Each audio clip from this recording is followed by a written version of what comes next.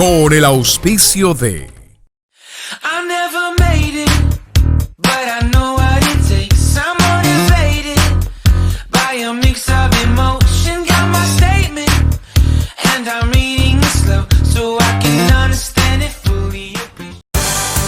La Hora Clave presenta A Fondo. Los actores que hacen la noticia en diálogo semanal todos los domingos. El periodismo sin barreras, buscando la verdad. A Fondo, con La Hora Clave, en el 90.1 de la W.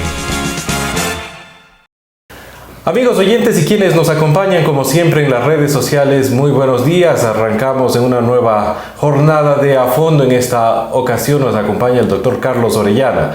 Tendremos la oportunidad de conocer al ex concejal, pero más allá de lo que fueron sus funciones en su momento en el cuerpo edilicio, también lo conoceremos como ser humano. A propósito, hoy Día de la Madre, y extendemos desde este medio de comunicación a todas las madres que nos acompañan en este domingo el más atento saludo y desde luego la mayor de las felicitaciones. Que tengan un muy lindo día. Antes de ir ya adentrándonos a lo que será propiamente la entrevista, doctor, muy buenos días. Muy buenos días. Para mí siempre un gusto y un honor estar en este programa A Fondo, que en buena hora es un espacio que permite conocer muchos temas de la ciudad, pero también permite desde luego cuestionar y mejorar. Yo creo que ese es un tema importante y es un valor agregado que tiene este programa. Asimismo, quiero iniciar en esta mañana saludando a todas las madres del país y del mundo. Realmente sus enseñanzas son las más importantes. Ellas siempre nos han enseñado que hay que amar sin esperar nada a cambio, porque ese es el mayor ejemplo de la dulzura y del amor. ¿Cree que las madres de alguna manera pudieran enseñar en la vida política mucho esa entrega sin esperar nada a cambio, quizás? Sin duda, creo que la política requiere alimentarse y nutrirse de esos valores. Lamentablemente, en muchas ocasiones las personas y quienes están en un ejercicio de un cargo público piensan primero en su beneficio, en los que están a su alrededor, piensan primero en sí mismo y se olvidan de la razón de ser de la función pública. Y me parece que ese es un tema que le ha hecho tanto daño no solamente a la vida pública, sino también al mundo de lo político. Por lo tanto, hay una desilusión y un desinterés inclusive de la ciudadanía sobre estos temas. Y eso es sumamente grave. Me parece que hay que retomar los orígenes de la filosofía política, que es el servicio. Doctor Orellana, usted en la vida pública y en la vida política no es nuevo. Usted fue incluso dirigente estudiantil. ¿Cómo fue ese paso dentro de esa vida, dentro de esos primeros pasos, ya propiamente a lo que serían más tarde sus cargos políticos y públicos?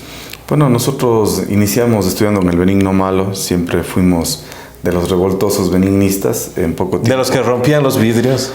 Bueno, yo nunca llegué a romper un vidrio, siempre fui muy cuidadoso. Ya está prescrito el delito. Sí, pero siempre fui muy cuidadoso de esos temas porque siempre consideraba que el dirigente tiene que dar el ejemplo.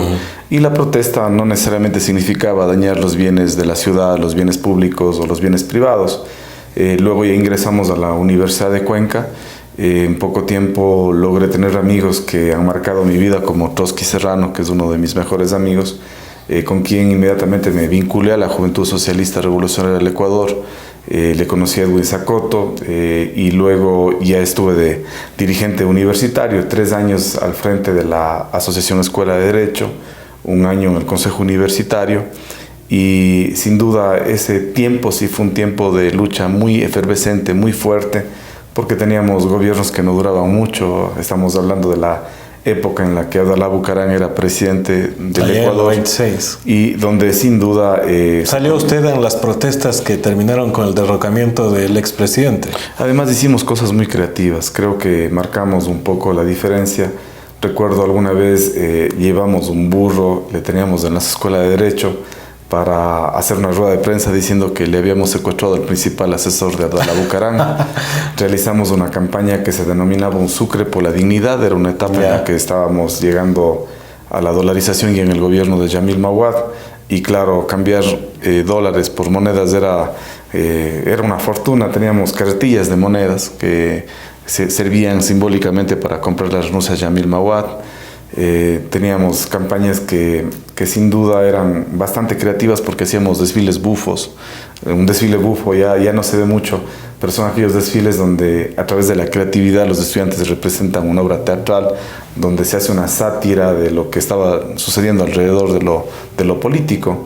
Eran realmente épocas en las que la universidad se movilizaba con mucha fuerza y lográbamos tener una incidencia inclusive, yo diría, bastante importante dentro de la vida local de la ciudad.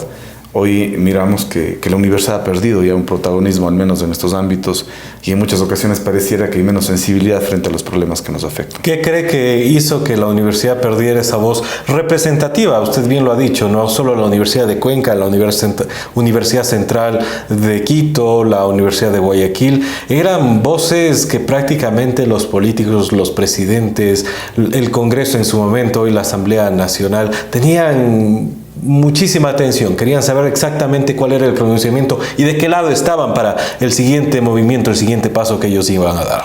Me parece que el gobierno de Rafael Correa en un primer momento ilusionó a todos los ecuatorianos, a nosotros mismos nos ilusionó, fuimos parte de este proceso inicial donde gran parte del discurso universitario mirábamos que de poco a poco se iba plasmando. Siempre peleamos nosotros porque la base de Manta era una ruptura con la soberanía nacional. Llega Rafael Correa y inmediatamente termina con el convenio con la base de Manta. Se pronuncia abierta y fuertemente contra las políticas del Fondo Monetario Internacional, que también eran parte de las consignas de protesta.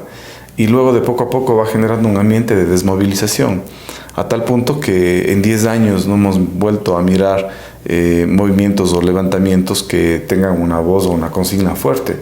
Hoy me parece que inclusive las nuevas generaciones ya no vivieron, no tienen esa misma sensibilidad, han perdido ya inclusive la ilusión o la esperanza de que muchos temas puedan cambiar.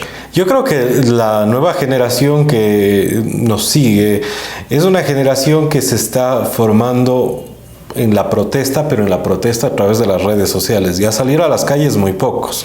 Eso sí, a través de las redes sociales el tema se vive sumamente intenso. Sí, pero lamentablemente no tenemos una cultura de deliberación política y pública.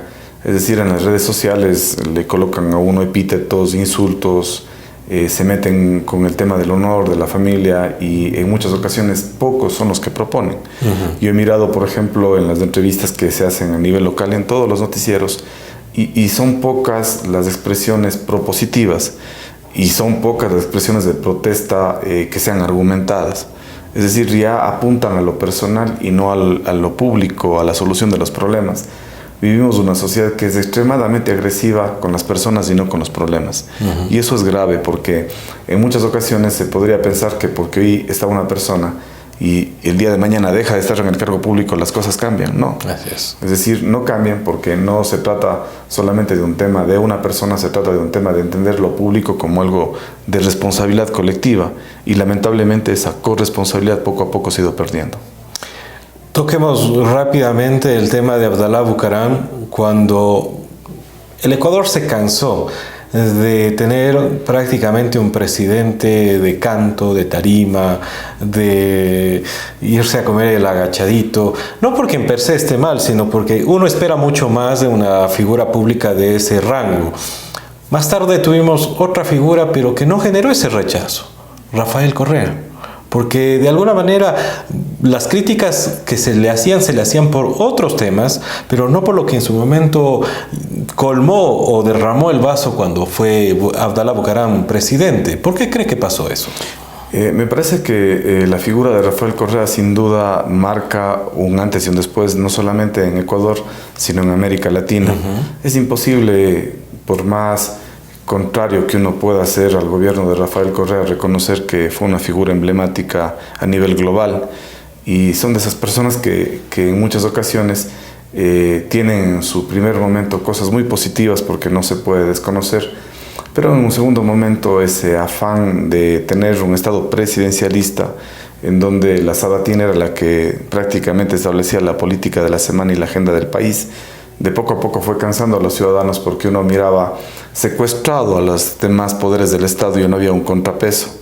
En el Ecuador falta mucho para que eso suceda. Creo que ahora está una etapa de transición. Ojalá en poco tiempo realmente podamos tener poderes que tengan la suficiente fuerza como para poder establecer inclusive cambios en la política pública. Nosotros que estamos muy metidos en los temas de la política pública miramos y reconocemos, por ejemplo, el trabajo interesantísimo y valioso que ha tenido la Corte Constitucional colombiana para frenar una cantidad de abusos, inclusive del gobierno y de los otros poderes del Estado. Pero en un Estado donde las cosas se dan por decreto, sin duda todos perdemos la credibilidad en los cimientos mismos de la democracia, que se basa justamente en el equilibrio de los poderes. Doctor Orellana, recientemente salió un artículo periodístico revelado por Mil Hojas y La Fuente. Fernando Villavicencio y Cristian Zurita Ron dan cuenta de una receta, pero no una receta para preparar comida, receta de arroz verde, que tiene que ver precisamente con coimas y de la manera en que se coció varias candidaturas que se señalan no solo intervendrían estos dineros sucios en las elecciones del 2013, cuando Rafael Correa y Jorge Glass nuevamente se hacen del poder, sino además también en las seccionales donde en su momento Paul Granda llegó a ser alcalde y desde luego ustedes también fueron electos. ¿De dónde vino el dinero que ustedes tuvieron como Alianza País para estas elecciones? A ver, en mi caso yo venía de hacer una dirigencia sumamente importante y muy reconocida como presidente del gobierno parroquial del Valle. Prácticamente en esa elección yo tuve la suerte de en mi territorio tener más votación que Rafael Correa, que el Paul Carrasco en su mejor momento, que el mismo Paul Granda en uno de sus mejores momentos, y por lo tanto tenía una votación y una base social muy fuerte. Recordemos que en mi caso personal yo vengo haciendo dirigencia rural desde que estaba en la universidad. Cuando era presidente de la Ciudad Escuela de Derecho, al mismo tiempo ya era presidente de la Junta Parroquial del Valle. Yo a los 19 años ya fui el primer presidente del GAT Parroquial del Valle. Muy joven. Muy joven, y luego cuando Fernando Cordero estaba de alcalde, nosotros hicimos los primeros levantamientos rurales y le demostramos a Fernando Cordero que realmente habían otras formas y que eran posibles otras formas de gobierno. Porque cuando él llegó, nadie puede desconocer la prepotencia con la que llegó y el aislamiento que vivían las parroquias rurales. Luego de una cantidad de protestas, inclusive demandas penales, porque fui demandado penalmente, porque recordarán, los cuencanos nos secuestramos, los basureros dejamos la cuenca sin recolección de basura por 5 días, y claro, cuando Fernando Cordero no quería escucharnos, luego nos pedía de favor reunirse con nosotros en el Valle. Y fue una etapa muy dura de protesta donde logramos inclusive un reconocimiento local, generamos la primera propuesta de ley de juntas parroquiales a nivel nacional, la primera idea de tener gobiernos electos rurales democráticamente nació con nosotros, y en el segundo periodo, debo reconocer, Fernando Cordero ya tuvo una visión mucho más comprensiva de los temas de descentralización y logró establecer algo que para nosotros siempre ha sido un triunfo, el presupuesto participativo rural. Entonces, en mi caso, realmente yo no invertí mucho en la campaña, más bien yo quería quedarme como presidente del GAT Parroquial del Valle un periodo más. Sin embargo, la amistad que hemos tenido con Paul Granda de alguna forma me motivó a ser candidato a concejal rural, y sin duda ha sido un espacio donde logramos hacer un muy buen trabajo. Mire usted que, si no recuerdo mal, nosotros llegamos con 32 y 34 mil votos en la primera y segunda vez a la concejalía, cuando hoy llegan concejales con 8 mil y 10 mil y 12 mil votos, y solamente siendo candidato del distrito rural.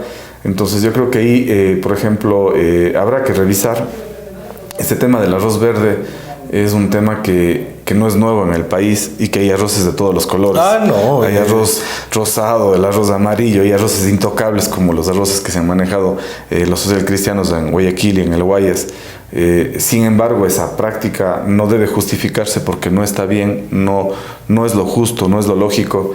Yo decía en una entrevista pasada, y le decía a usted en su mismo medio de comunicación, si existiera justicia en el tratamiento para todos los candidatos, yo me hubiera atrevido a ser candidato. Pero claro, el temor y el mayor... ¿Candidato a la alcaldía? Sin duda. ¿O cuál hubiese sido el cargo que aspiraba? A la misma prefectura, sin ningún problema. Porque nosotros sí vivimos en el área rural y entendemos los problemas. No nos tienen que contar. Nosotros hemos nacido ahí, hemos vivido toda la vida en el área rural. Sigo viviendo en el Valle. He sido consejero provincial 2 periodos, tanto en la administración de Paul Granda como también en la de Marcelo Cabrera, que me ha delegado para que esté en la Cámara Provincial. Y eso también nos hace conocer mucho más la realidad.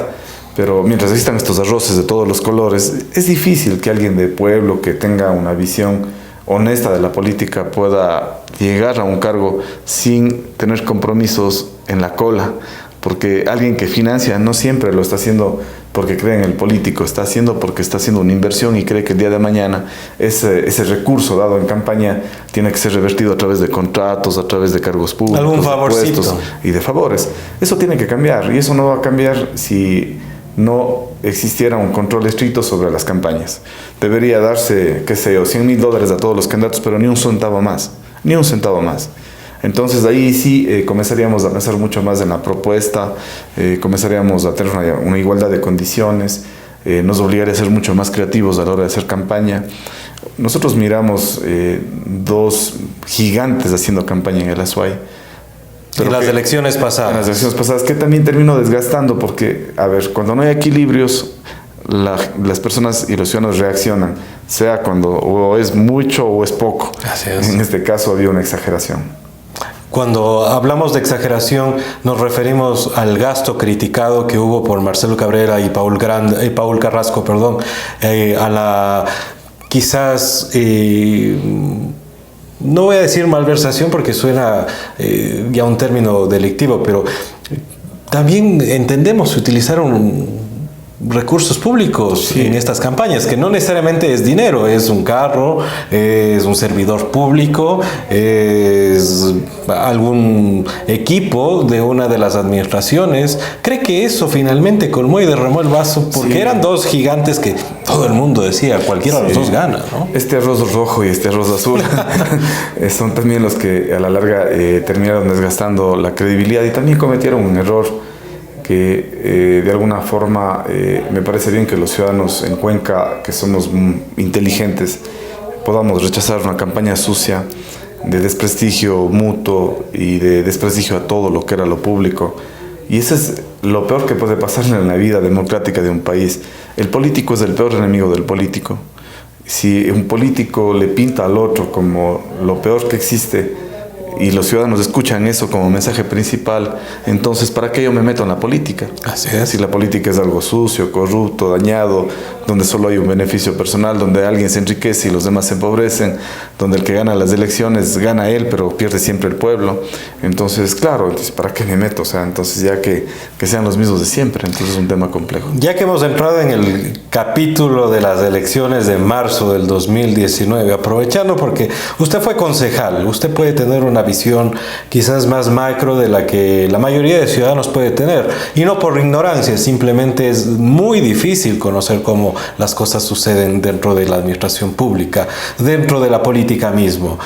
¿Cómo mira la elección de Pedro Palacios para la alcaldía? Vamos primero con él porque usted fue concejal. Tenemos ahora, a diferencia del anterior consejo cantonal que está por salir, un consejo cantonal realmente repartido. Es decir, nadie tiene mayoría, nadie puede decir aquí se hace lo que nosotros queremos. Es decir, van a tener que buscar consensos, y el primero y más preocupante por estos días es quién llegará a la vicealcaldía. ¿Cómo mira usted? Bueno, ahí primero un consejo a los nuevos ediles de la ciudad de Cuenca. Primero, no se peleen tanto por las comisiones. Ese es un error, y es un error infantil. Lo digo además ya de luego de haber estado 2 periodos de concejal, en el que algunos quieren acaparar todas las comisiones y en poco tiempo nadie termina haciendo nada.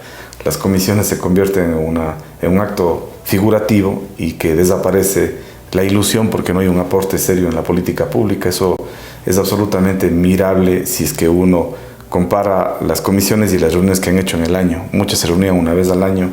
Por eso yo planteé una reforma al funcionamiento del Consejo Cantonal, que tampoco fue lamentablemente aprobado. Yo planteaba ahí que cada comisión al menos debe sesionar una vez por mes, debe tener actas, debe establecerse las políticas públicas en las que van a incorporarse como apoyo a la administración municipal.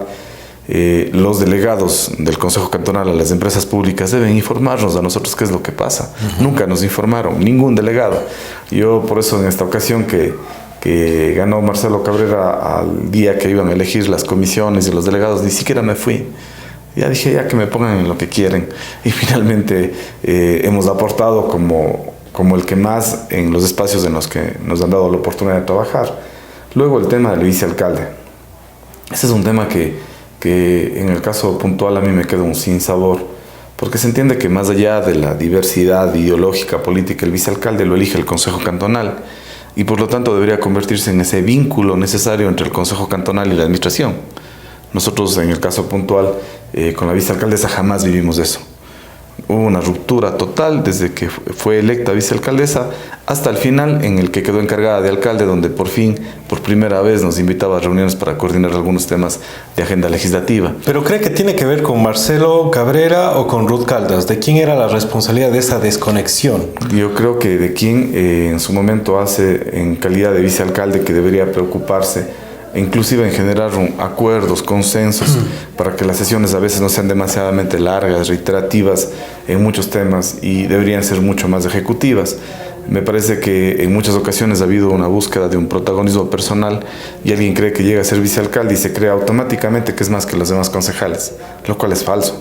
O sea, el vicealcalde no cumple ninguna otra función especial más que reemplazar al alcalde en momentos o circunstancias determinadas, pero sigue siendo concejal todo el tiempo. Es el título. Es el título, y algunas personas se marean por el título. Yo creo que ahí, por ejemplo, hay que buscar un vicealcalde que sea un nexo, un puente entre la administración y el Consejo Cantonal. Luego, ¿qué es lo que pasa en la vida democrática del país con relación a los organismos colegiados? Con la actualización del COTAD, muchas situaciones en las que el Consejo Cantonal tenía mayor participación fueron derogadas. Y por lo tanto el COTAD establece límites a las acciones de los concejales, de los consejeros, de los vocales de los gobiernos parroquiales, y le da mucha más fuerza y fortaleza al alcalde, al prefecto, es decir, le hacen mucho más ejecutiva la gestión de una ciudad. Entonces sucede que, uno puede conocer el presupuesto municipal, pero finalmente así no se aprueba, entra por vigencia de la ley. Por fuerza de la ley. Si uno puede finalmente fiscalizar, pero no significa que ni siquiera vamos a llegar a destituir a ningún funcionario municipal. A lo mucho que puede pasar es que digan, sí, bien está. Si no le paran bola a uno, lo que toca hacer inmediatamente es mandar los oficios a la Contraloría, que es la que determina finalmente responsabilidades administrativas, civiles o indicios de responsabilidad penal. Entonces, el modelo también, de hecho, ha sido generado para que tenga mucho más poder el alcalde por sí solo. Luego, el mismo tema del Consejo Cantonal, como usted bien menciona, toda la efervescencia, todos los ojos, la mirada está en la primera sesión del Consejo Cantonal. Y cada quien llega puesto una camiseta, y ese tema de ese individualismo, ese protagonismo político, se va diluyendo en el transcurso del tiempo. Nosotros fuimos 8 concejales, terminamos siendo 2. Claro. Entonces es una muestra de que en poco tiempo los intereses que cada quien va teniendo va desgranando esa unidad, y ojalá la mayor parte de concejales, más que estar preocupados en una negociación que significa a cambio me den un cargo, un puesto, lo hagan pensando en la ciudad. Yo he dicho esto públicamente y no me canso de hacer, yo no le debo un solo favor a Marcelo Cabrera. Durante mis años de concejal jamás en la vida le pedí nada, y Marcelo lo ha reconocido en varios espacios, que seguramente hemos sido 2 o 3 concejales que jamás en la vida llegamos a decirle al alcalde le vamos a apoyar, pero a cambio queremos que un amigo, un familiar sea contratado. Nunca hicimos eso. Es decir, que el resto sí, porque usted dice de 2 a 3, y estamos hablando que son más de 10. Hay muchas personas, y todos conocen, y habían algunos que eran expertos en este tipo de temas, que un día eran panas y al día siguiente se enojaban solitos porque algo querían. Y eso es grave porque eso solo demuestra de que existían personas que solo se manejaban en torno a sus intereses y nunca pusieron en serio los temas de la ciudad como el papel más importante. En nuestro caso, y les consta a los medios de comunicación, teniendo diferencias muy grandes con Marcelo Cabrera, cuando habían proyectos de ciudad, nosotros defendíamos los proyectos de ciudad más que sus concejales, mucho más que sus concejales. Y salíamos a los medios y frenteábamos, a pesar del costo político que esto podía tener, pero siempre era pensando en la ciudad. Y por lo tanto, me parece que ese debería ser el rol de los señores concejales. Apartarse un poquito del individualismo, entender que si le va mal a Pedro Palacios, le va mal a todo el Consejo Cantonal. Eso es cierto. Si le va bien a Pedro Palacios, habrá un triunfo también del Consejo Cantonal. Doctor Orellana, siempre que viene a las entrevistas, indistintamente del tema, la doctora Norma Illares, hay personas que le escriben y le preguntan el tema de contratos con familiares. ¿Qué sabe de eso? Eso era público. Habían concejales que no tenían a quién más contratar. Yo decía en son de ironía en algunas ocasiones que ya no contratan a más porque los sobrinos todavía son menores de edad. pero realmente era complicado. Nosotros en algunas ocasiones pedíamos que se realicen todas las investigaciones, pero ese es un tema que a la larga le terminó pasando la factura al mismo alcalde.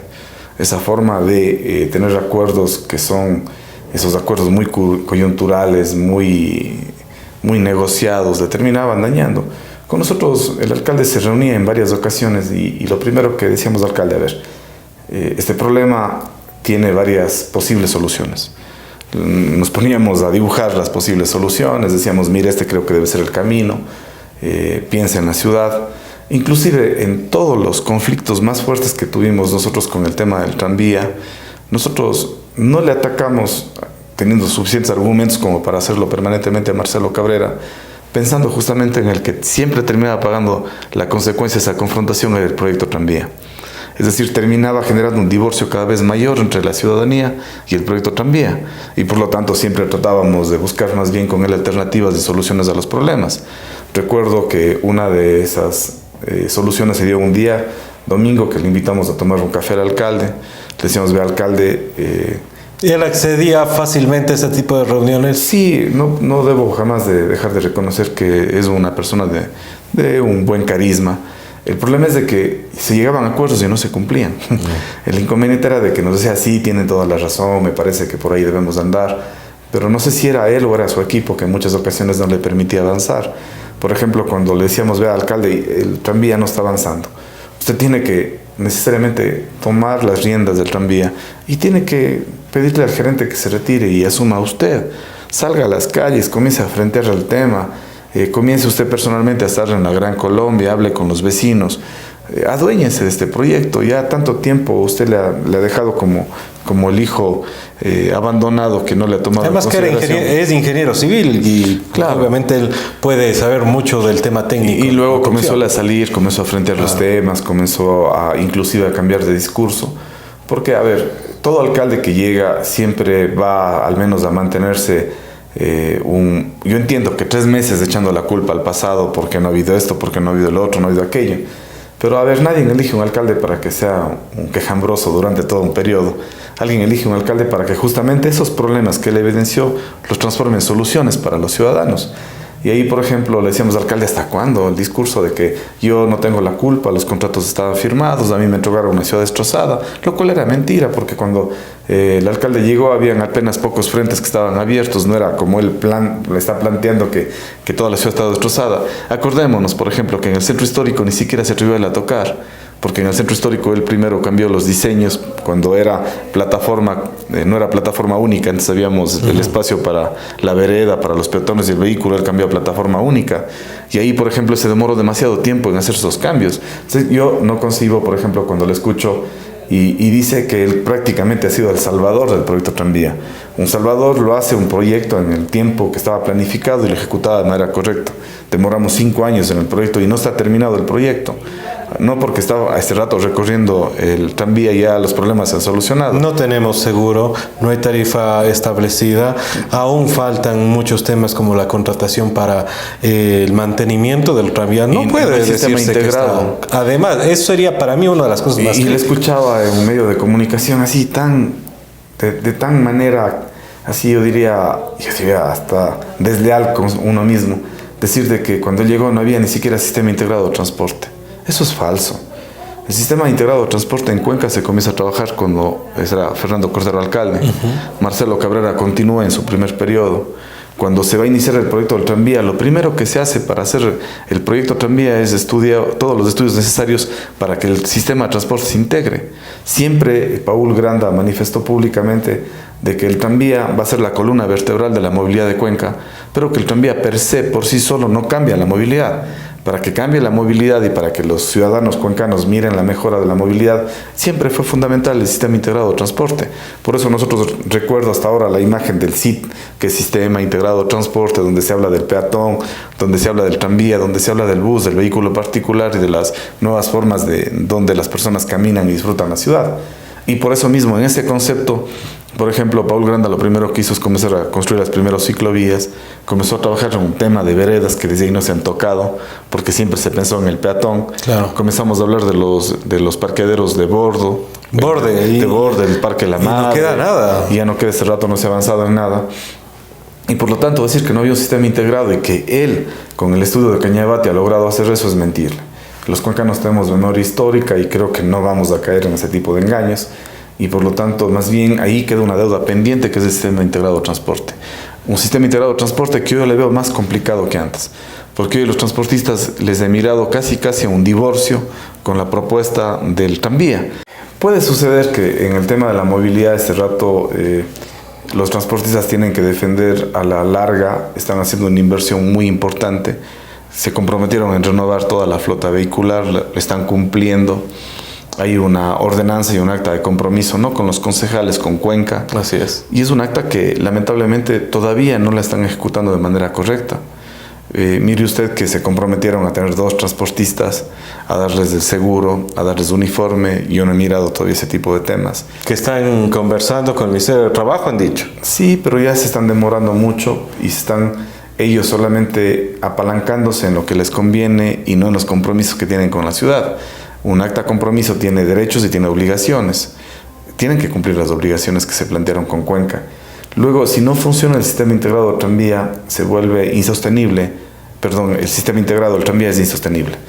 ¿Y por qué lo digo esto? Porque según los estudios que actualmente tenemos, si se integra el transporte de manera adecuada, el tranvía a partir del 4º año tendría un punto de equilibrio. Es decir, el subsidio que inicialmente el municipio debería invertir aproximadamente alrededor de $4 millones, debería al 5º año, 4º año ya llegar a un punto de equilibrio, no deberíamos subsidiar absolutamente nada. Pero eso con un sistema integrado de transporte. En la actualidad, por ejemplo, ya el primer conflicto surge en la línea 100, porque esa es la línea que realmente mayor recurso le genera a los transportistas, y es la línea en la que va a circular el tranvía, que por cierto solamente termina confirmando que el trazado de la ruta del tranvía era la adecuada, porque recuerde que en algún momento también se comenzó a cuestionar demasiado ese tipo de temas, y hoy queda absolutamente claro, no solamente por lo que nosotros decimos, sino porque efectivamente ese es el conflicto de pelea, este rato de discusión entre los transportistas y el municipio.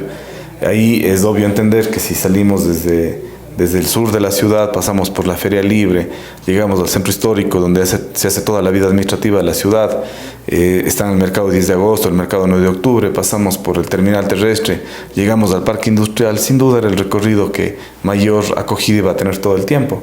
Pero ellos nos están planteando a la ciudad de que se retiran con la línea 100 ellos, pero a cambio el municipio les compense la pérdida que significa eso. Que sería más plata para el funcionamiento. Que sería doble subsidio, lo cual es un absurdo. Ahí lo que debería hacerse es de que esas líneas se conviertan en alimentadoras del tranvía, recorran otros sectores de la ciudad que están abandonados, que no tienen el servicio, y de alguna manera logremos que el tranvía funcione de manera correcta y adecuada.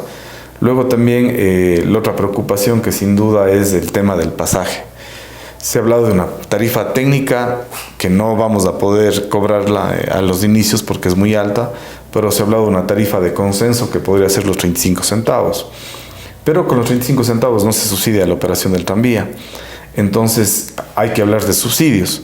Y hablar de subsidios significa de que el municipio tiene que destinar recursos que a lo mejor estaban previstos para hacer obra pública para este tipo de temas. Lo cual, mirado ya desde el ámbito de responsabilidad social, no está mal. Nosotros hemos tenido la oportunidad de estudiar mucho los temas de urbanismo, y en mi caso especial yo hice una especialización en planificación estratégica urbana con consorcio de universidades europeas, y uno de los temas de mi tesis justamente fue hablar de los temas de movilidad, y en todo el mundo se subsidia el transporte público masivo. Hay ciudades europeas que han llegado, yo diría, al extremo, posiblemente para muchos es demasiado, en que las personas que se transportan en bus o en transporte público no pagan un centavo, porque hay ese concepto más que nunca hoy de responsabilidad ambiental y de responsabilidad social. Para de alguna manera obligar que salgan en sus propios vehículos y que, dado que es gratuito, utilicen el servicio público. Sí, porque si usted va en la actualidad, por ejemplo, a ciudades como Medellín, hay días en los que el smog contamina tanto que se declaran alertas ambientales permanentes. Terrible. En México hay alertas ambientales cada rato, porque es tal el nivel de polución y de contaminación que realmente se está incentivando de manera totalmente fuerte el tema del uso del transporte público masivo en desmedro del vehículo particular. Entonces lo que estamos planteando es un tema que sin duda es un tema de altísima responsabilidad y no habría que asustarse a los subsidios. ¿A quién estamos subsidiando en esta ocasión? Al que no tiene el carro, al que no contamina, al que no genera congestión vehicular, al que no me pita, al que no me atropella. Estamos subsidiando al que viene en bus. Varios expertos consultados por nosotros también y que constan en otras entrevistas sobre el tranvía han hablado exactamente de lo mismo. No existe transporte masivo sin subsidio. Creo que esa parte debemos pasar la página. Doctor, quiero que se arriesgue y pongamos un caso hipotético. Si usted pudiera elegir quién deba ocupar la vicealcaldía, regresando a ese tema antes de concluir con el tranvía, ¿a quién usted elegiría? Yo no tengo la suerte de conocerles a muchos de los nuevos concejales. Muchos de ellos, inclusive entiendo que hay un concejal que es del Valle que se llama Diego... No me acuerdo el apellido en este momento, es mi vecino. Nunca le he conocido, no ha participado jamás en la vida de actividades de la parroquia, pero le he escuchado y veo que es una muy buena persona, que está comprometido con los temas de justicia territorial, que para mí son fundamentales y que son conceptos que nosotros los hemos debatido y los hemos puesto siempre en la mesa. Yeah. Recuerde usted que nosotros hablamos siempre del derecho a la ciudad y no hay derecho a la ciudad sin justicia territorial. Entonces me parece bien, Diego ha tomado como parte ese discurso en varias de sus intervenciones. Le conozco a Alfredo Aguilar, a la Paula Flores, a Javier Barrera, porque fueron parte de esta administración y estuvieron cercanos como concejales algunos de ellos. Y realmente también a la gente que está por país, que sin duda es un tema complicado. Yo creo que va a ser difícil. Si yo estuviera en los zapatos de Pedro Palacios, realmente no sabría quién realmente me podría ayudar y quién podría ser inclusive esa persona que me ayude a construir un sueño colectivo. Porque hasta ahora sabemos que Pedro quiere hacer una buena alcaldía, pero no sabemos cuál es el diseño del proyecto de la ciudad. Con Paul Granda, por ejemplo, se hablaba de la ciudad de las ciencias y el conocimiento y todos los proyectos se fueron acumulando alrededor de ese megaproyecto que era ese. Con Marcelo Cabrera se ha hablado siempre del Cinturón Verde, que era como su mayor promesa de ciudad, donde a través del Cinturón Verde se iban poniendo los temas de sostenibilidad ambiental, responsabilidad de espacio público, en fin. Entiendo que Pedro tendrá que comenzar a construir primero ese concepto de ciudad y luego buscar concejales que le ayuden. Yo realmente no los conozco mucho a los concejales. También esto es absolutamente cierto. Muchas personas dicen tiene necesaria y obligatoriamente que ser una mujer. En democracia y en votos lo que pesa son los votos. Claro. Bueno, no me ha dado un nombre, se queda con esa deuda. Para cerrar el tema del tranvía, ¿cómo mira usted que la administración saliente de Marcelo Cabrera, pese a los múltiples ofrecimientos de dejar establecido y funcionando el tranvía, incluso con la tarifa ya comercial, no lo deja haciendo? A último rato él ha dicho que ahora será responsabilidad de Pedro Palacios, hecho que, por cierto, yo lo he venido comentando en la radio, va a tener un costo social y político para Pedro Palacios que es injusto que lo asuma, porque él no ha sido parte en ningún tramo de esta historia del tranvía. A ver, ¿cuáles son los temas que más deben preocupar a Pedro Palacios? Las actas de entrega y recepción de la obra que no están firmadas y que sin duda eso requiere tener un equipo técnico para que se pueda recibir la obra a plenitud. Es un primer gran problema. El segundo gran tema es resolver el tema de la tarifa. El modelo de gestión del proyecto tranvía, si lo va a hacer de manera directa, va a tener el acompañamiento de una empresa pública de otra ciudad o de manera conjunta. El sistema integrado del transporte, es decir, le toca realmente temas durísimos sobre el tema del tranvía. Es decir, siempre le dijimos nosotros al alcalde, no porque el tranvía se movilice y ya los temas se han solucionado, no.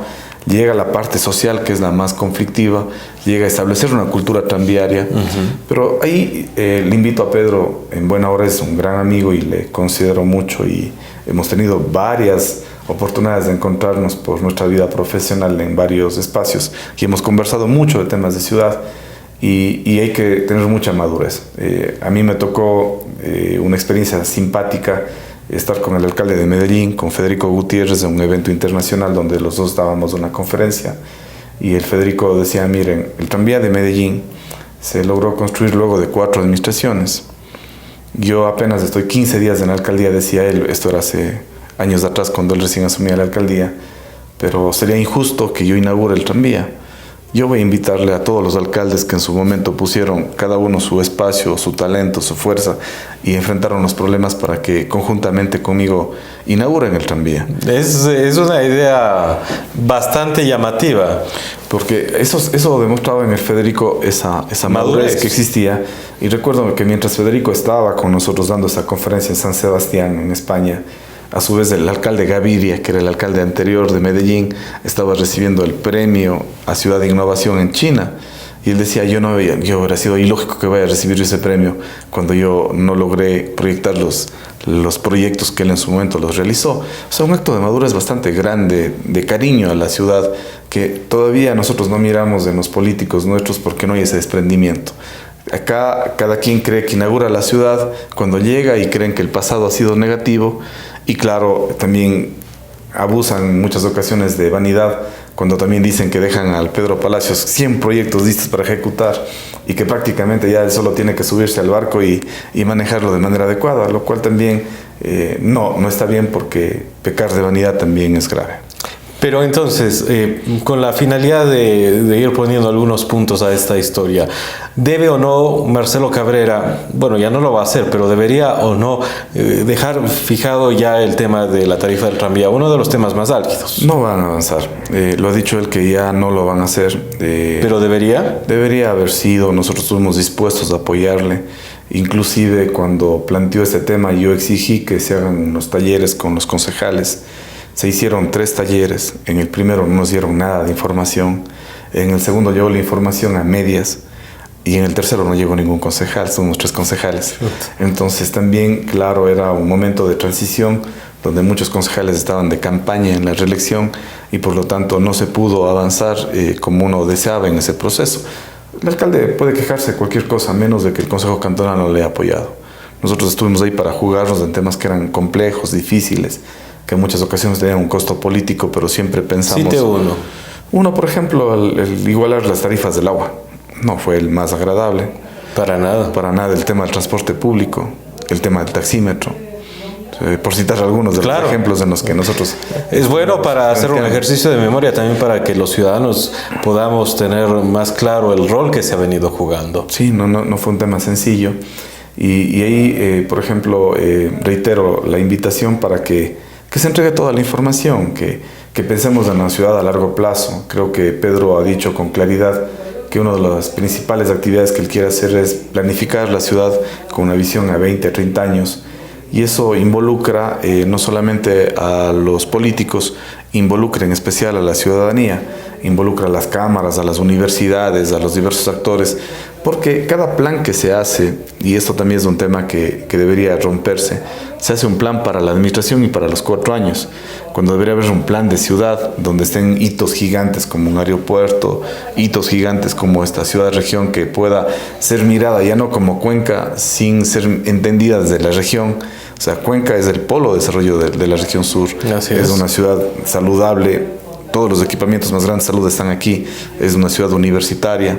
Pero Cuenca ya no puede ser vista por sí sola, sin Azogue, sin Gualaceo, sin Pautes, sin Chordelé. Imposible. Pues además que ya incluso los nexos territoriales cada vez son más borrosos. Y la planificación tiene que ser mirada también desde un ente que realmente permita que no quede en papel y en letra. Nosotros decíamos en el Consejo Cantonal que la ciudad de papel es perfecta. No le falta nada. La ciudad de papel es lo máximo, porque tiene estudios, tiene teorías que le permiten hacer las cosas entre comillas bien, pero ya en la práctica es donde nos quedamos. En la práctica es donde, por ejemplo, en Cuenca nos ha ganado la improvisación a la planificación. Vea usted lo difícil que resulta vivir, por ejemplo, en el Valle, por el tráfico vehicular, porque no se planificó de manera adecuada el crecimiento de la ciudad. Luego también esa planificación que implica esa equidad territorial que yo siempre he mencionado, que significa de que los espacios comunitarios, los espacios públicos estén debidamente distribuidos, que la ciudad no sea céntrica. Cuenca es una ciudad extremadamente céntrica, es decir, todo hay que venir a hacer en el centro de la ciudad. Cuando los modelos exitosos de planificación hablan de ciudades concéntricas, donde, por ejemplo, el valle podría convertirse en el nodo articulador de parroquias como Santa Ana, como Quingeo, y ahí deberían haber balcones de servicios, deberíamos tener un mercado, deberíamos tener el equipamiento necesario para que no todo necesariamente tenga que hacerse en el centro de la ciudad. Y eso traería beneficios para todos. Para todos. Sin duda, solamente pensemos en el tema de movilidad. Claro. ¿Cuánto ganaríamos? Menos gente saliendo del valle y de las otras parroquias. Y luego también pensar una planificación que permita evitar que crezcan los muros visibles y los invisibles. Porque Cuenca en esta última temporada se ha desarrollado de tal manera que donde los condominios han sido el nuevo paradigma del desarrollo urbano. Y son ciudadelas cerradas que lo único que terminan haciendo es excluyendo de la relación a las personas. Y también generando una ciudad insegura. Porque no porque hay grandes muros, la ciudad es más segura, eso es falso. Porque uno mira estas ciudades cerradas, por ejemplo en San Borondón, donde uno tiene miedo de caminar por la avenida porque cualquiera le puede ir asaltando, porque no hay nada alrededor. Qué buen ejemplo. Entonces es una forma de entender de manera diferente la ciudad. Doctor Orellana, ya para cerrar este análisis que hemos venido haciendo sobre temas que ya ahorita son parte de la historia, ¿cómo mira la victoria de Yacu Pérez y las primeras declaraciones donde alerta posiblemente un mal manejo y administración de la prefectura en su momento de Paul Carrasco? Bueno, Paul Carrasco no ha sido santo de mi devoción, pero he sido consejero provincial y puedo decir de que muchos de los temas hay que revisar cómo ha estado la planificación. Hay que ir a los planes operativos anuales. Hay muchos temas que se planificaron porque el gobierno siempre se comprometió en pagar una deuda de las empresas eléctricas, que yo también siempre apoyé, porque es una deuda justa. Si en este caso el gobierno provincial tenía inversiones en este tipo de negocios y el día de mañana le dicen que ya no puede tener, tiene que compensar y darle la parte que le corresponde. Ha sido una lentitud grande la que le ha tocado vivir a la prefectura para recibir esos recursos, y por lo tanto entonces había siempre planificaciones que se iban quedando y por lo tanto había muchas deudas, entiendo, que pagar. Y luego también hay algunos proyectos que de última hora se han ejecutado, varios proyectos de asfalto en algunos cantones que esperaban durante muchos años, inclusive en el mismo valle, y esto lo digo porque así como peleé con Paul Carrasco para que no exista el peaje en mi parroquia, como en algún momento cuestioné muchos de los temas que él en política pública realizaba, creo que de ese desprendimiento de la política pública y de hacer un ejercicio de honestidad también significa reconocer, por ejemplo, que hoy la vía Guncay y el Valle se encuentran en mejores condiciones de las que ha estado en los últimos años, porque hay un doble riego superficial bituminoso. Hay que mirar que se está construyendo una obra súper importante que permite unir Poloma, comunidades como Quillopungo, Hualalcay y El Verde, con lo cual se construye un verdadero anillo vial en el valle que está avanzando de muy buena manera, con veredas, con todo el equipamiento necesario, con la estabilización de suelos, con la colocación de ductos para el agua. Eso tiene un costo, sin duda. Entonces yo creo que también hay que mirar ese tema de manera mucho más responsable. Y luego, a temor de que me cuestionen, porque creo que los políticos tenemos que decir lo que pensamos, me parece un error gigante querer borrar de un plumazo la tasa solidaria. En la provincia, los gobiernos provinciales tienen tan pocos recursos, pero tan pocos recursos, porque no tienen la fortuna de los municipios de que todo lo que el municipio hace termina pagando el ciudadano. Así es. La prefectura, con bien o mal, yo apoyé como consejero provincial a este proyecto de la tasa solidaria, porque solamente al Valle le representa alrededor de 400 o 500 mil dólares al año, que son recursos que le permite seguramente llegar con mantenimiento vial a diversas comunidades. Si se le va a retirar ese recurso, ¿qué se les va a dar a las parroquias? Muchas parroquias hicieron ya una inversión grande en equipo caminero para justamente trabajar en minga con el gobierno provincial, con el municipio, porque al ciudadano le importa poco quién hace. El ciudadano quiere que se haga la obra. La obra. Eso punto. Es todo. Así es. Y por lo tanto ahí, por ejemplo, me parece un error. Ojalá esto no pase. Y ojalá por esto no me cuestionen de manera gratuita muchas personas que me escuchan, pero creo que en verdad estos recursos han permitido hacer justicia territorial, han permitido que el lugar que trae la comida a la ciudad, que le da el agua a la ciudad, que le brinda todos los servicios ambientales para que en la ciudad vivamos de mejor manera, de alguna manera al menos tenga una pequeña compensación. Y esas compensaciones son actos de justicia social y por lo tanto hay que defenderlas como política pública. Luego, también me parece que Yacu tiene una experiencia muy grande en los temas ambientales y yo he reconocido siempre su valentía por tener una concepción que le ha logrado en muchas ocasiones tener glorias, otras caídas, pero que ha significado no cambiar, que es un tema de defensa del agua. Claro. Pero uno en el gobierno provincial ya no puede ser monotemático, porque el gobierno provincial establece cuáles son las competencias del nivel de gobierno y él no va a poder sostenerse solamente con el discurso del agua los próximos 4 años. Él va necesaria y obligatoriamente a tener que dar solución a los temas viales, a los temas de riego, a los temas de producción, a la planificación provincial, a la articulación con los demás gobiernos locales y por lo tanto eso va a exigir de él mayor trabajo, mayor compromiso. Estos anuncios de que me voy a disminuir el sueldo no creo que ayuden a solucionar los problemas de la provincia con todo cariño. Más bien hay que planificar de manera responsable y hacer las cosas bien desde el primer momento en que uno llega. Políticamente suena atractivo. En la práctica y en macroeconomía, como siempre lo hemos sostenido, probablemente no sirva de nada. Doctor Orellana, vamos al IES, a su capítulo donde se está inscribiendo, se está dando las primeras hojas y usted ha llegado como el director de esta entidad en el Azuay. Una entidad que sin duda nos trae preocupados a los cuencanos. Ya hemos conversado en el noticiero en otras ocasiones con usted, pero quisiéramos que nos cuente quizás un poquito más detenidamente cómo encontró la partición a la cual ahora usted está a cargo en la dirección. Este ha sido un trabajo que me ha tocado la vida.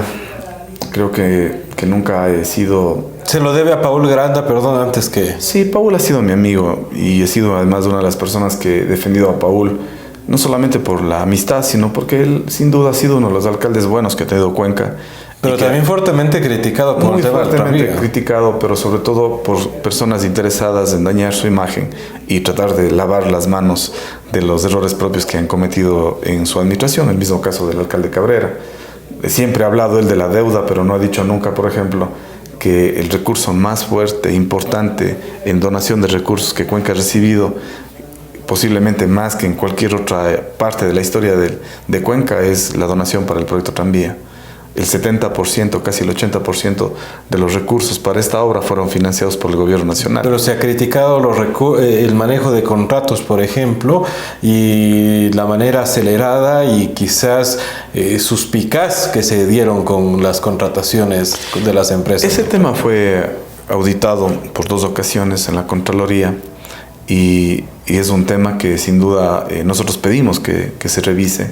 Porque, claro, no se trata de construir un tema que ha sido común en el país. Se ha hecho puentes, se ha hecho vías, pero no se han hecho proyectos como estos. Lo mismo, algo similar ha sucedido con el proyecto del metro en Quito. Pero finalmente son 2 obras que van, sin duda, a cambiar la cara de la ciudad y que van a permitir tener un futuro mucho más alentador. Paul me pidió que le apoye en este espacio. Yo pensé 2 veces. Y una de las... Hasta 4 y 5, sí, diría yo. Pero uno de los temas que me motivó mayormente a aprobar y ser parte de este proyecto es haber vivido con un pariente muy cercano a mí que tiene un mieloma múltiple y eso ha significado que 6 años de mi vida, los últimos 6 años, esté siempre llegando a emergencia, esté siempre en cuidados intensivos y haya sido también en muchas ocasiones humillado, maltratado. En algunas ocasiones he sentido que el único que me trata bien en el seguro es el guardia. Y claro, me he sentido indignado, molesto cuando usted tiene un tratamiento oncológico y resulta que la medicina no existe, que usted tiene un cronograma para cumplir y no se cumple el cronograma porque algo falla. Entonces yo decía, no puedo quedarme siempre cuestionando esta institución en la forma en la que me ha tratado. Creo que si tengo la oportunidad de generar cambios, en buena hora vamos a entrarnos a trabajar en el IES y aprobamos una decisión compleja con la familia. Y estoy metido en que sin duda es uno de los retos más grandes que he tenido en mi vida. ¿Qué le dijo su esposa? Me dijo que piense bien, que sin duda es un tema muy complejo, pero que al mismo tiempo decía, hay tanto abuso, hay tanta inoperancia, hay tanta dejadez que realmente sí vale que alguien haga algo. y entramos con ese entusiasmo. Mire usted que hemos estado en horas de la noche, de la mañana, en la madrugada, visitando los centros médicos, pidiendo que se atiendan bien a los ciudadanos. Yo he mirado, por ejemplo, el otro día había un tuit muy fuerte en contra del materno infantil, porque los lunes resulta que los babas del fin de semana comen chocolates, golosinas, y siempre los lunes de la tarde se enferman y entonces es lleno el materno infantil. Pero, por ejemplo, llegaba yo allá y les decía: señores, mi nombre es Carlos Orellana, soy el nuevo director provincial del IES, entiendo su malestar, yo vengo a dar la cara, vengo a ofrecerles disculpas, creo que esto no debe repetirse, hay que tomar los correctivos que sean necesarios, pero entiéndanos, estamos apenas poco tiempo en la institución y vamos a redoblar los esfuerzos para que las cosas cambien. Y la gente no se molesta, Así es. las personas quieren ser escuchadas, las personas quieren que alguien se preocupe de sus problemas, y eso es lo que hemos estado haciendo en estos días. De igual manera, en el tema de la farmacia encontramos que penosamente no hay medicamentos ahí, no porque no tenga plata el IES, sino porque nunca hicieron una planificación adecuada. Resulta que Para la compra de suministros. Para la compra de suministros y medicinas. Resulta que hay suministros de medicinas que son de baja rotación, es decir, que no se utilizan mucho y compran mucho. Y los de alta rotación compran poco, que es un absurdo, porque los de alta rotación, que son aquellos elementos que se requieren todos los días, son los que siempre deben estar ahí presentes. Entonces hemos tratado de solucionar los problemas, hemos exigido que el equipo trabaje. El otro día decía a los funcionarios del hospital: vean, no me vengan a contar los problemas, yo quiero que me cuenten las soluciones. Y con Paul Granda nos reunimos la semana pasada ahí, el día viernes de feriado, desde las 8 de la mañana a las 3:30 de la tarde, y revisamos todos los problemas que tenemos en la institución. Y hemos resuelto solucionar esos problemas. Por ejemplo, más de 40 equipos ya obsoletos. Ese mismo rato Paul Grande hizo algunas gestiones que nos permitirían, ojalá hasta fin de año, tener nuevas maquinarias que nos permitan estar con tecnología de punta para atender a otros ciudadanos. Eso implicaría alrededor de $4 millones de inversión. En el tema de medicamentos, buscamos todas las alternativas y formas para que ojalá en un mes y medio logremos tener al menos el 90% de las medicinas que requieren nuestros usuarios. Y también, claro, hemos ido solucionando temas ya de las instalaciones que son caducas, temas tan sencillos que parecen triviales pero que a la larga son importantes, como mantener limpios los baños. Hemos dicho que desde esta semana tienen que hacerse limpieza 3, 4, 5 veces al día los baños, porque son temas que sin duda también representan conceptos de salud pública. Atención, sobre Atención. todo. Doctor Orellana, hay varios temas que quiero abordar. Uno de ellos tiene que ver con la política. Conozco de buenas fuentes y de anteriores administradores del Seguro Social de los hospitales que eran obligados a afiliarse y aportar al IES. ¿Cuál es su postura al respecto? Ese es un crimen, es una vergüenza. Eso debería ser condenado no solamente de manera moral y ética por los ciudadanos, sino también por la justicia. Nosotros nos hemos demorado un poquito en la institución en tomar decisiones en algunos de los cargos, porque así como hay gente que le hace daño a la institución, hay funcionarios de primera. Y esos funcionarios de primera en muchas ocasiones han estado relegados. Como no son panas de mi jorga, como no son panas de mi equipo político, entonces hay que relegarles. Y nosotros aquí sí hemos hecho un cambio importante. Antes ingresaba cualquiera a ser coordinador sin importar que sepa o no, ya de aprender. Y en lo público eso es lo más grave que le pasa a lo público. Que eso también es corrupción. Es corrupción.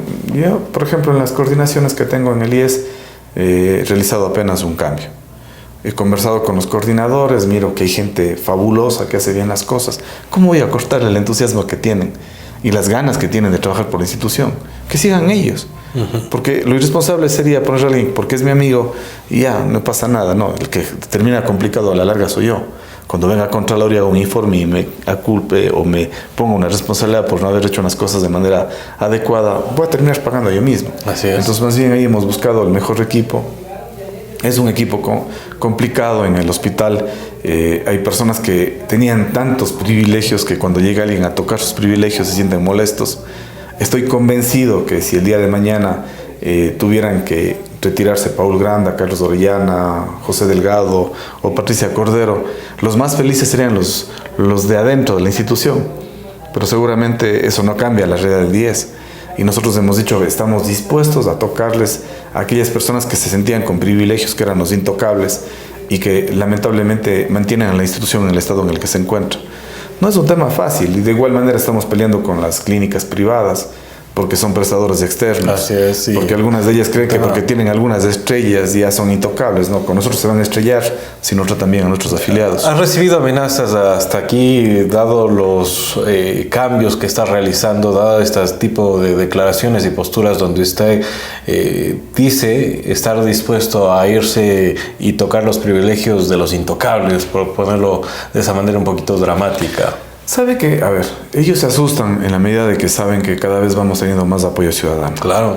O sea, a mí no me preocupa el día de mañana sancionar al médico, por más antiguo que sea, si tratan mal a nuestros afiliados. Porque él y seguramente algunos médicos se pondrán en contra de mí, pero tengo atrás 200.000 afiliados. Ahora se viene el acuerdo nacional que se ha anunciado y esperan, según las declaraciones del vicepresidente Otto Sonnenholzner, cerrar y tener todo listo para noviembre, porque se requiere brevedad y se requiere acuerdos sobre varios temas en varios tipos de mesas y conversaciones que ya se están llevando a cabo. Por ejemplo, educación, y el otro, salud. Paul Granda ha tenido un tropiezo al tener unas declaraciones que quizás bien intencionadas en su momento alertaron a la ciudadanía, a los afiliados, a quienes contribuimos con la existencia y con el dinero del Instituto Ecuatoriano de Seguridad Social. Pero seguramente llegarán varias propuestas que generarán polémica.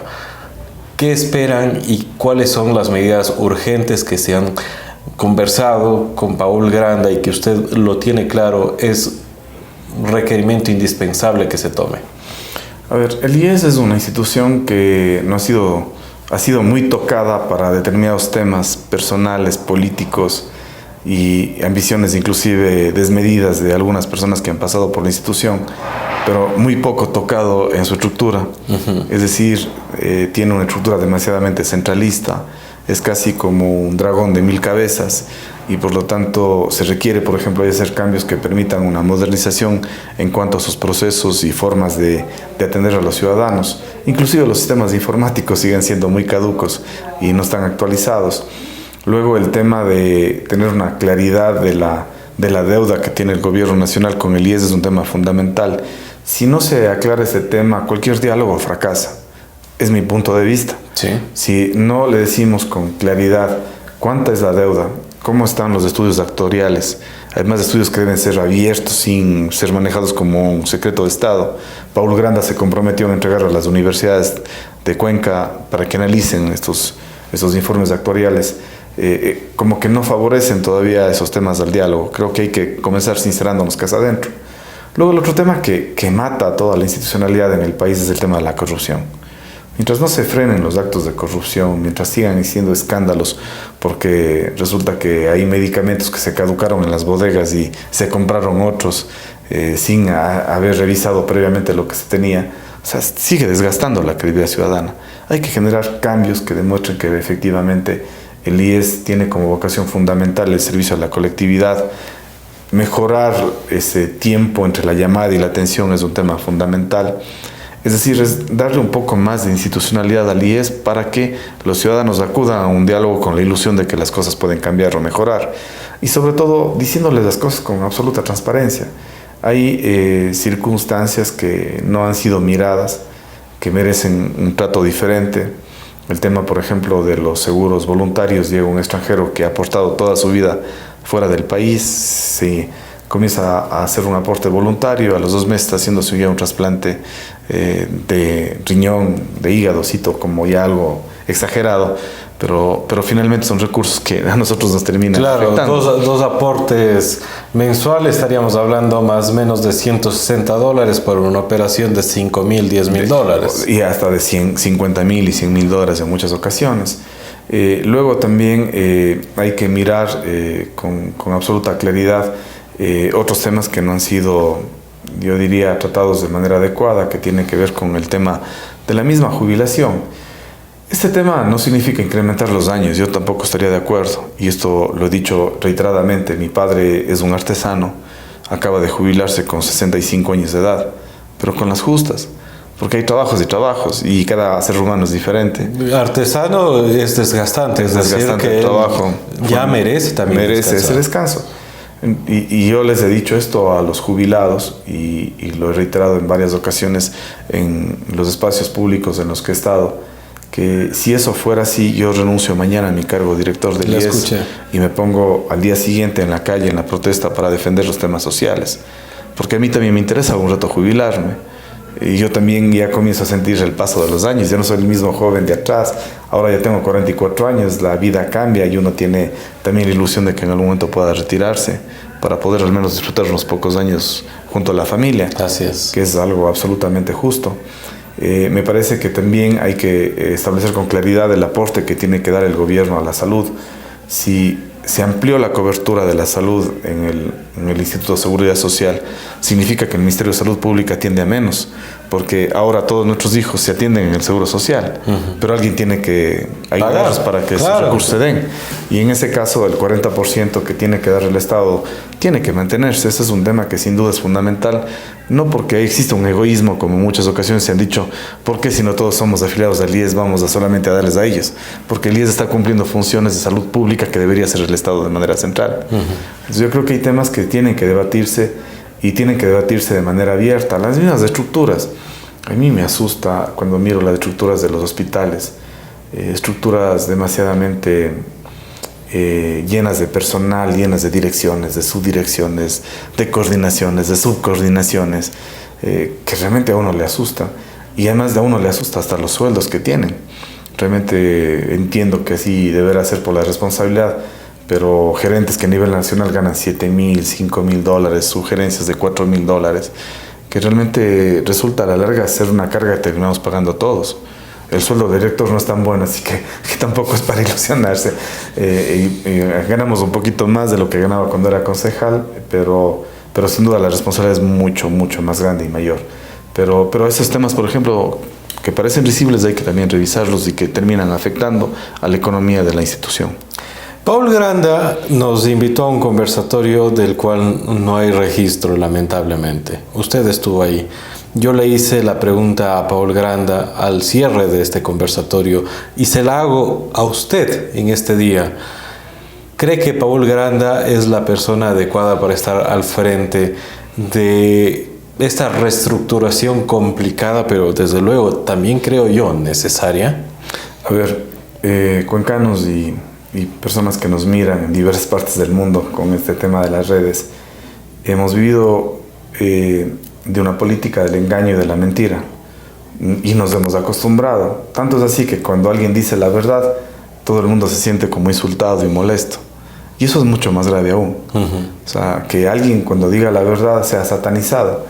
Creo que Paul ha tenido la valentía de decir lo que nadie se atrevió a decir en los últimos años, de contar la realidad de cómo está la institución y además de hacer un ejercicio responsable con el país, porque seguramente Paul también hubiera podido hacer lo que han hecho todos, patear la pelotita más allá, gastar los recursos públicos haciéndose el buena gente, haciendo obras que en muchas ocasiones luego ni siquiera son sostenibles y seguramente ganarse los aplausos, pero el día de mañana, cuando yo queramos jubilarnos y no tengamos esta posibilidad, seguramente hubiésemos reclamado mayormente indignados. Así es. Yo invito a los ciudadanos a que aprendamos a exigir la política de la verdad, que aunque duela, que aunque moleste, pero la política de la verdad siempre nos hace libres y ese es un tema fundamental. Paul creo que es una persona que conoce mucho los temas de planificación. Él siempre cree que nada es posible si no se planifica a largo plazo. Creo que el IES debería ser pensado de aquí a 30 años para que independientemente que mañana esté usted o esté yo o cualquier otro en un cargo público de una dirección del IES, sepa por dónde tiene que irse, un camino ya planteado, y para que los afiliados también podamos monitorear y podamos exigir que las cosas se hagan por ahí y no se vayan desviando por otros lugares. Y eso se llama política pública de responsabilidad y eso se llama política pública a largo plazo, que en buena hora en otros países, a pesar de los miles de conflictos que tienen, han podido llegar a sus acuerdos mínimos. España, que está atomizada políticamente ahora, pero a pesar de toda la diversidad tienen un acuerdo nacional sobre el tema de la seguridad social. En Chile, en otros lugares se ha construido este tipo de acuerdos creo que en el caso puntual de Ecuador no puede ser la excepción. Finalmente, doctor Orellana, usted hizo unas declaraciones sobre cómo se espera que asuma alguien el poder tras ser electo. Hablamos de Marcelo Cabrera en su momento, que no podía vivirse quejando y que no es una actitud madura políticamente echar la culpa más allá de los primeros pasos. Pero Lenín Moreno hace lo mismo y usted es parte de ese gobierno. ¿Cuál es la crítica? Bueno, yo ahí he sido bastante crítico también con el mismo gobierno, tanto es así que me desafilié de Alianza País, porque me parece que uno tiene que continuar, uno tiene que avanzar y tiene que enmendar los errores que se han cometido en el pasado, pero también tiene que entender que hay fortalezas en las cuales uno puede de alguna manera apoyarse para hacer las cosas de mejor manera. En el caso puntual del IES, nosotros hemos tratado de virar la página. Cada vez que me entrevistan a mí hablo menos de las cosas malas, quiero también enfocarme en las cosas positivas. En el IES todos los días pasan milagros.